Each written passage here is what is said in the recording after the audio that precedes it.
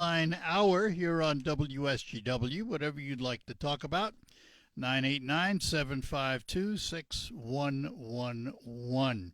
We've talked about this before, and it's continually in the news. Has to do with the post office. Each year they've been losing money, and they say that through the fiscal year 2024, about $109 billion, and American habits are changing. Bill paying, we do a lot of it online. Document signing can be done online. Everything can be done online now. In 2024, the Postal Service delivered 112 billion pieces of mail. Now, that may seem like a lot, but it's down 50% from its peak in 2006. And the post office is having financial issues. The question is, how important is Postal Service to you? What would you accept as a money-saving compromise with the Postal Service? So let's look at a couple of options. End Saturday service. In other words, you won't get any mail Saturday or Sunday except for maybe Priority Express mail. They'll have a few postal vehicles around delivering, which they do anyway. Would you accept alternate day deliveries? Maybe you get your mail Monday, Wednesday, Friday, and not Tuesday, Thursday, Saturday. Or maybe you get it Tuesday, Thursday, Saturday, not Monday, Wednesday, Friday. Would that be something you could live with? Postage rates. Could you live with a dollar stamp? I think we're going to get that anyway. You know, this nonsense of raising postage, a penny here, 2 cents here. Come on, just tell us the number you need and let's get on with it. And I have to tell you, I have always been a fan of the postal system. Critical when I needed to be. But for the most part, 99.999% of the time, the mail is in your box. You get it on time. Yeah, I know I'm going to hear the stories about, oh, I didn't get this piece of mail for 30 years. It was lost in the... Yeah, I know. All right. That happens. But for the most part, for an organization handling billions of pieces of mail every year, almost all of it gets where it's supposed to be when it's supposed to be there.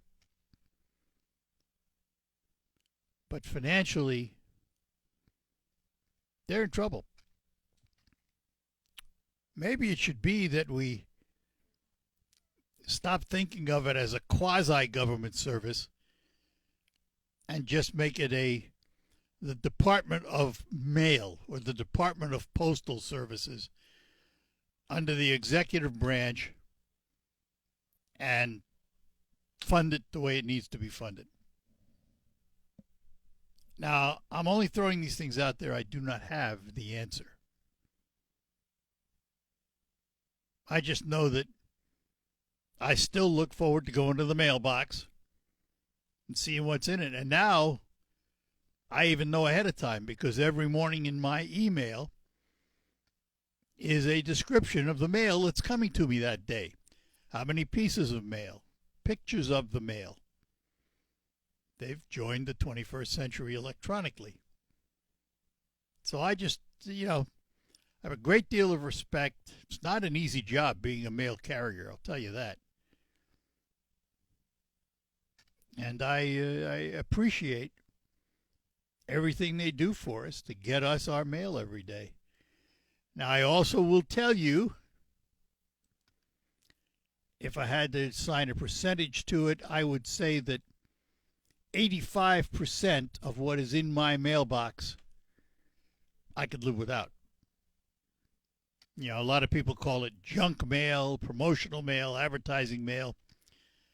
Fact is, all of that advertising mail pays a lot of the postal freight. That's money to the post office. But it does beg the question, can I live without it a few days a week? Yeah, sure I can. So just thought I'd lay that on the table and see how you feel about it. Let's talk to Owen in Beaverton. Owen, good morning to you.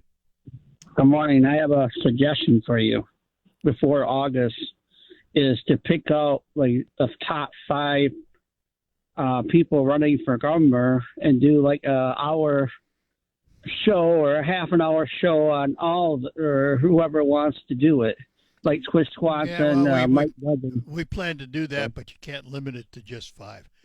Once we get inside the political window, 2 months out, for example, from the primary, if we do one, we have to do all, or at least we have to offer to all. Let's put it that way. Yeah, we can't pick and choose who we want to do.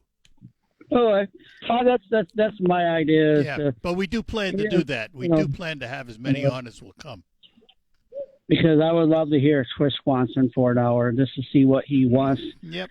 See what he wants to do for Michigan. We had him on. It was probably 6 months ago. We had Chris on when he first announced he was going to do it. So, but we will definitely do that, Owen. All right. Good. And I think that the mail, I think Amazon and other companies should find their own suppliers to deliver their packages instead of using the mail. Amazon because does that. Amazon does that now. They've already started that. They've got their own prime delivery vehicles. I've seen trucks on the road on Sundays. We should not have any mail trucks on the road on a Sunday, period. Well, what they're delivering are express packages, the highest price package you can send. Oh, okay. So that's why they're there. All right. I would do a Monday. I would do a Monday through, or I would do like Tuesday. Well, I'll pick a day where there's not much mail. Like you would do it by time zone. So one time zone would have no mail this day and no mail that. Yeah, all right. They would have a different time zone for every single. No mail for one day. Good enough. Thanks, because Owen. then you won't all right.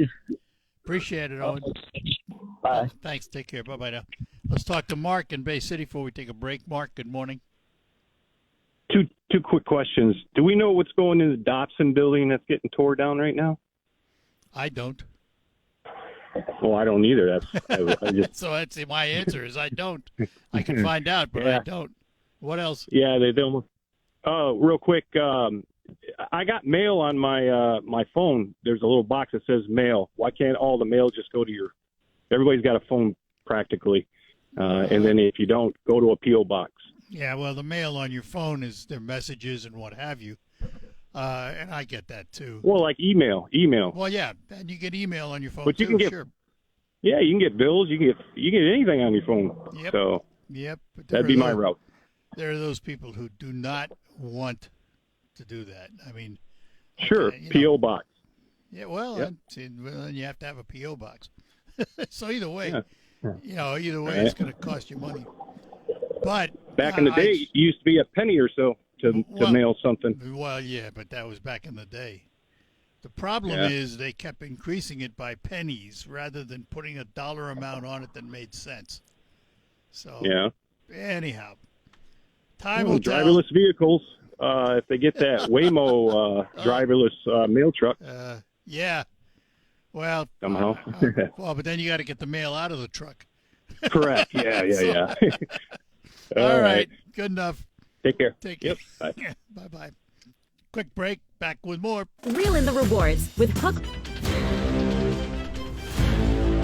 All right, we're back with you on the Art Lewis Show. Open lines today at 989-752-6111. Michael is in West Branch. Michael, good morning. Good morning, Art. How are you? Doing well. Hope you are. Thank you. In my opinion, the demonization and negativity associated with President Trump's upgrades and new buildings around D.C. is it's a bit disturbing. I think we've got the best person to do those jobs, get those jobs completed that we've maybe ever had. I don't know if has there ever been a builder in the White House, a president. This man builds spectacular buildings all around the world. He knows how to get things done quickly and at a good cost and using the highest quality materials. If you look at the reflecting pool, and I was just kind of surprised yesterday, you didn't seem too keen on it, but that's been a cesspool for decades. And other presidents have spent millions trying to get it done, and it was leaking, I guess, gallons and thousands of gallons of water. Let me explain myself on that. All right. Because what I had read about it was they want to change the color and stuff like that. Yeah. I have no objection to being clean. I have no objection Right. to them going in and cleaning it and making it decent again. But what I had originally read was they wanted to change the color, and I'm going, why? Yeah. You know? Well, because it can reflect. He's painted it. They're starting to paint it already. It's blue flag blue, American flag blue is what it is. Yeah, and if it's part of the cleaning process, I don't have a problem with it at all. I think it's a good All right. idea. But again, and then the materials. I heard he's putting in some marble. I mean, he's doing things that are going to, highest quality materials that are going to last. And you look at the ballroom. I mean, I guess they want more money. The first $400 million is going to be all donated money. The extra million was for security, which they've security, and they want to put a hospital or ER below. They want to put all kinds of high tech things down below the actual ballroom. So it's going to cost some money.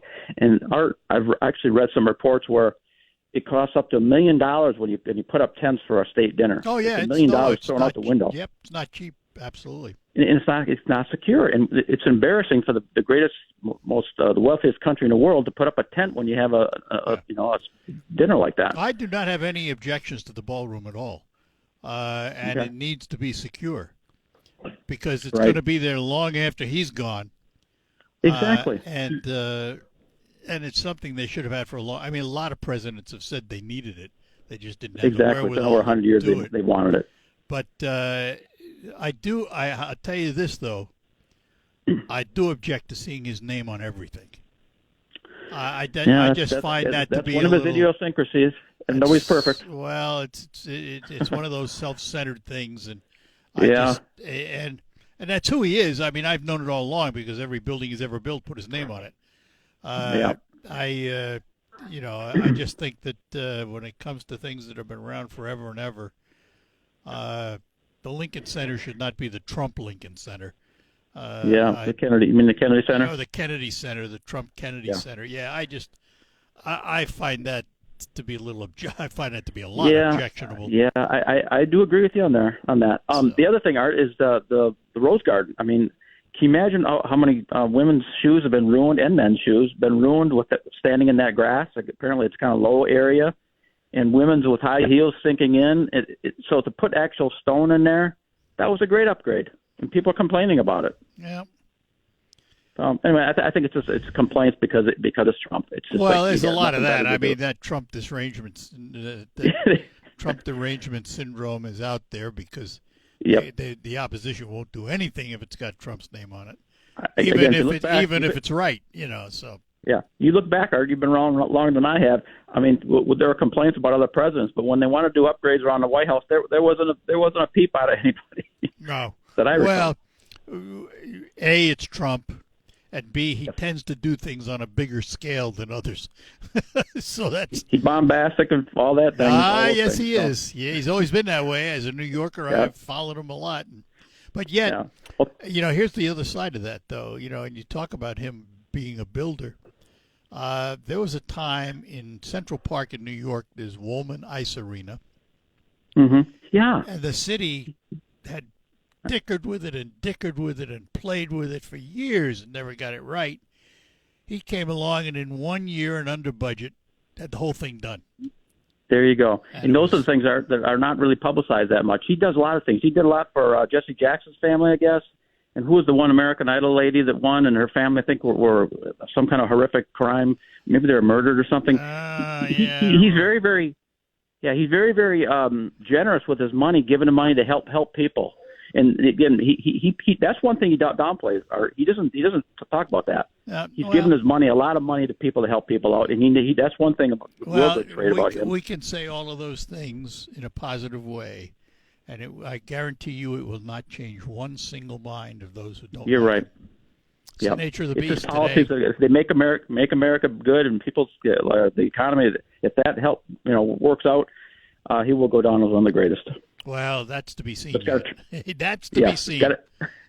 Yes. Got some ways to go there. All right. Good enough, Michael. Thanks for calling. Yep. Take care. Bye-bye. Michael up in West Branch. We appreciate the call.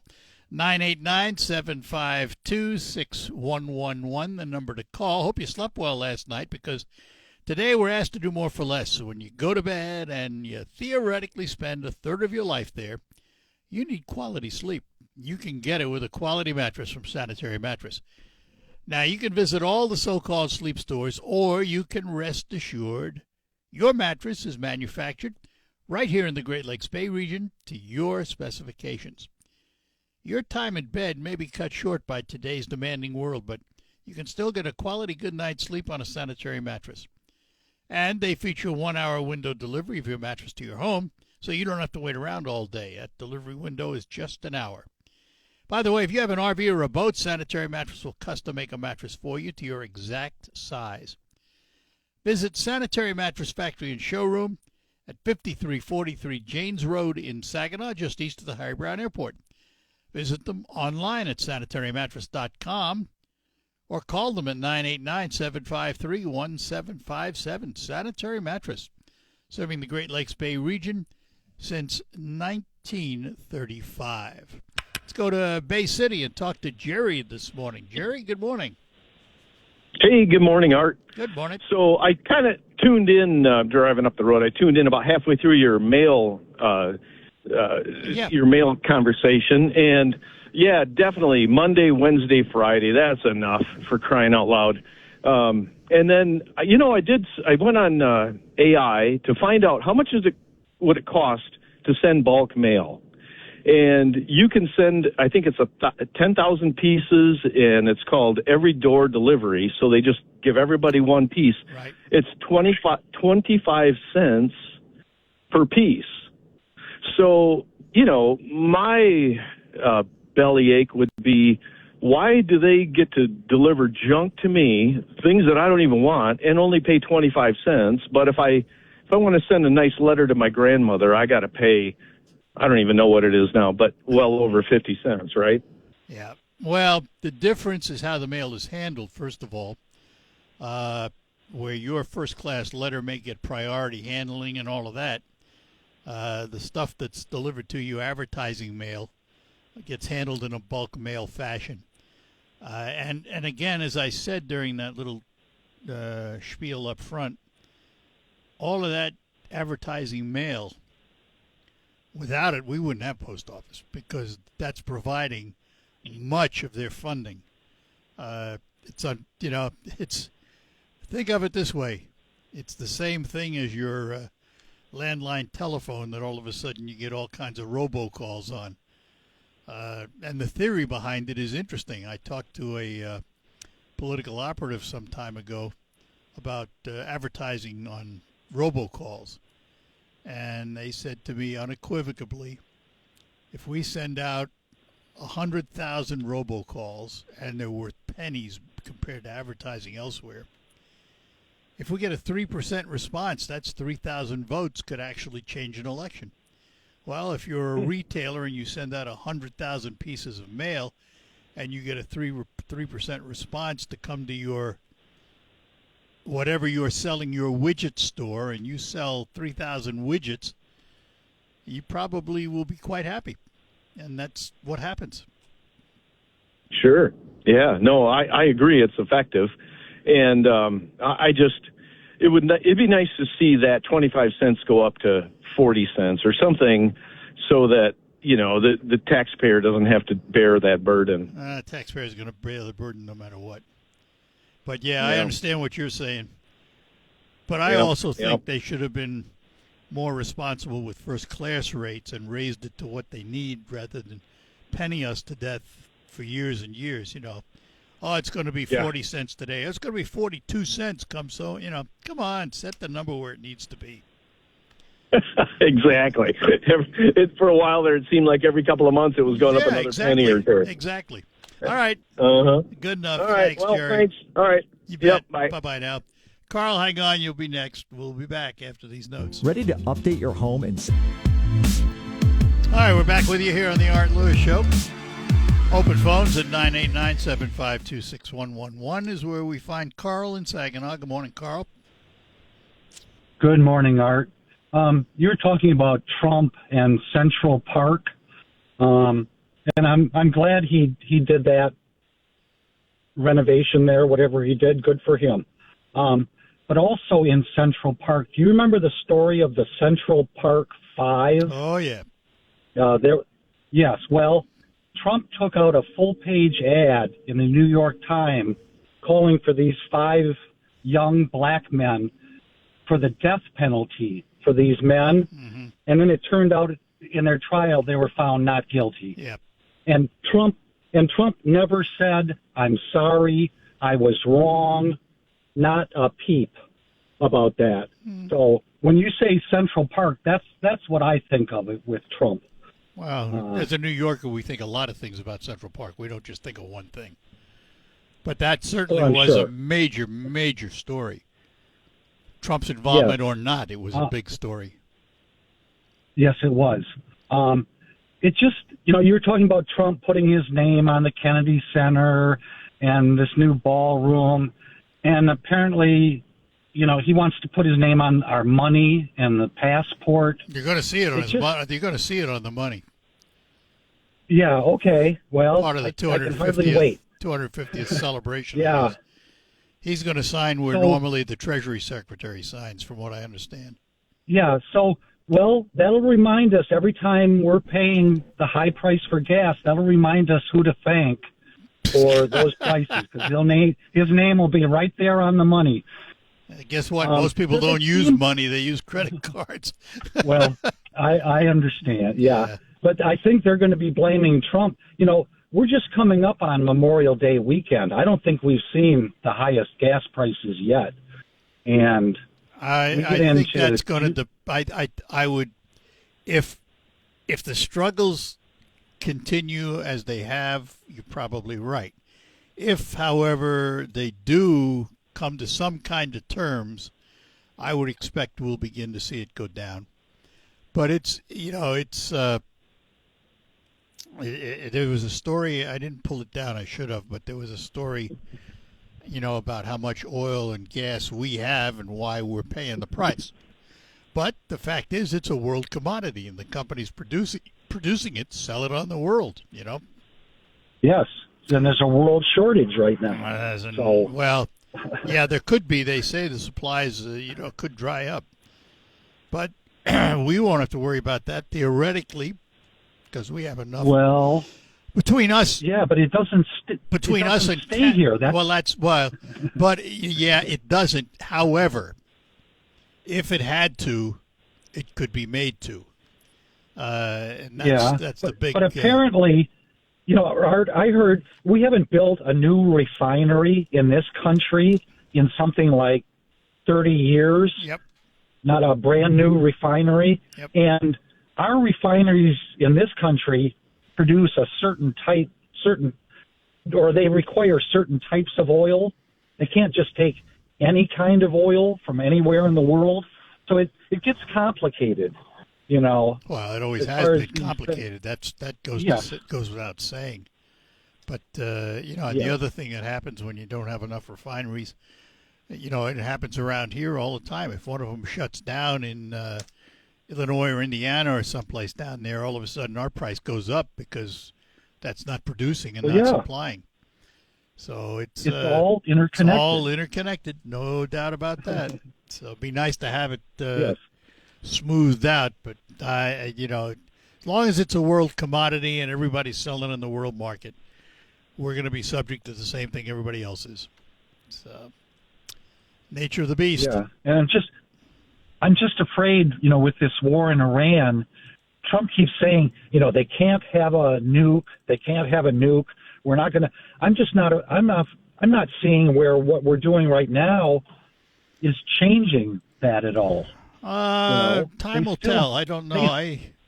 I'm not sure about that, because I'll tell you what happened that the Iranians didn't count on, and that was the pulling together of all the other Mideast countries against them.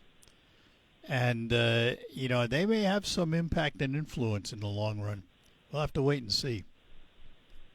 All right. I got to run. I got to take a break. Well, all right. Thanks, All Art. right. Talk to you later. Bye-bye now. And we'll be back. We'll get to Gene and Al when we return here on WSGW. Big insurance, big pharma. All right, back with you. Coming up, by the way, next hour, we'll be talking to Anita McKeith. She's a photographer who has a passion for peonies. We'll tell you more about that then. Meantime, Gene is in Bay City. Good morning, Gene. Good morning. If it's okay with you, instead of politics, I'd like to give some compliments to some people. It is always okay with me to talk about anything but politics. Well, being 86, I've had to go to the emergency room a couple times. And it has not always been the best experience when I've gone to the Bay City Hospital. Well, over by Myers, over there by Wilder, they have opened an emergency facility. Mm-hmm. And it's called My Michigan Health, and it's sponsored by the University of Michigan. And I have to tell you, the difference in the people at this new facility is just so much, much better than the treatment I ever got at the hospital. Right.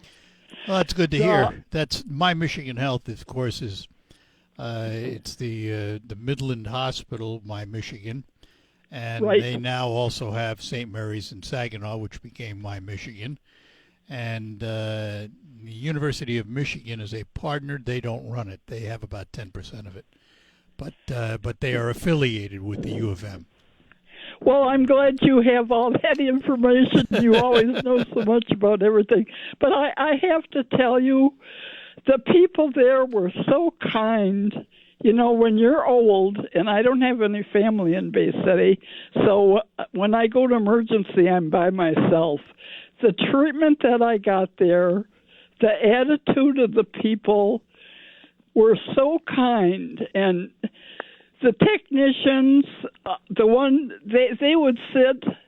The one guy, he sat and talked to me for a long time, explained all the different tests they were running. Good. And how they would, from those tests, something showed up, they'd run more tests. Yep. And they will spend up to 6 hours evaluating you.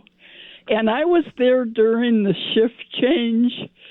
The people, the doctors on both shifts and the people on both shifts, they were so patient and kind. And were so willing to sit and explain things.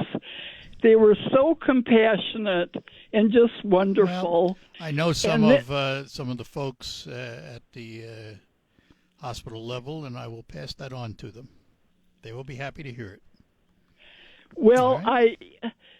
The thing, they give you a complete diagnosis. Right. You know, and before you leave, and then they'll recommend you go to a particular hospital, whatever you want, or they will give you the medication to take home. And it was, you know, anybody that's old, especially if you end up in emergency without your family or anybody, that is a place to go. They were so wonderful to me, and they both day shift and night shift. Good. They were all so kind and understanding. Gene, well, thank you for listening. And like I say, anybody that's older, that's a place to go. Thank you. Thanks. Bye-bye now. Bye. And let's go to Saginaw, talk to Al. Good morning, Al. Hi, Art. Hi. I'm going to bring us back into politics. That's okay. there's something happening in the Michigan legislature. I just got a little idea of what it is, but I don't really understand just where it's at. And this has to do with senior drivers, automobile. There's a bill, I don't know if it's passed or if it's just in the process, where the age of your senior is going to be affected by this legislation. Has to do with retesting. Yeah, there's testing involved, vision testing. Also, there's a road test, and I didn't also, hear about that. I think there's three things to it. Yeah, I knew there was talk about retesting and vision and all that, but I mean, most of the time, if you go in to renew your license, you got to do that anyway. I did not hear about the road test, though. I'll have to look that up. I think it starts at age 75 and goes up through 95. If you're 95, you have to do this. You have to go through this qualifications for a license every year. I will look it up and see. I would appreciate that. Yeah. Every time I bring that up to a senior, they're not too happy with it. Well, I understand that. I'm 83, so I understand it well. I will check on it out, see what I can find out. All right? Thank you. Thanks. Take care. Bye-bye now. And last caller is going to be Maria in Saginaw. Maria, good morning. Good morning, Mr. Lewis. Thank you for taking my call. Sure. I went to the post office today, mailed out a money order to Industry City, California. Yep. And all it cost me was a money order and a stamp. Yep. If I had to drive there or or something. So I'm very grateful and thankful for the post office and Ben Franklin, who was the originator of the post office, because he was a great man who liked to fill needs for people. That's why he started the fire department and the library. And he was the first postmaster general. Yep, and he made bifocals. So yeah, he did a lot of things. He did a lot of things. So I'm kind of sad of the post office situation. I realize it's not exactly part of the government, but well, it is and it isn't, you know. I wish there was a way they could raise money, like maybe have a telethon or a GoFundMe or something, because I would gladly donate money for their... I just wish they'd make their rates reasonable and have service that's reasonable that they can afford. It's, you know, that's the whole thing. I got to run, Maria, because I'm out of time here, but we'll talk soon.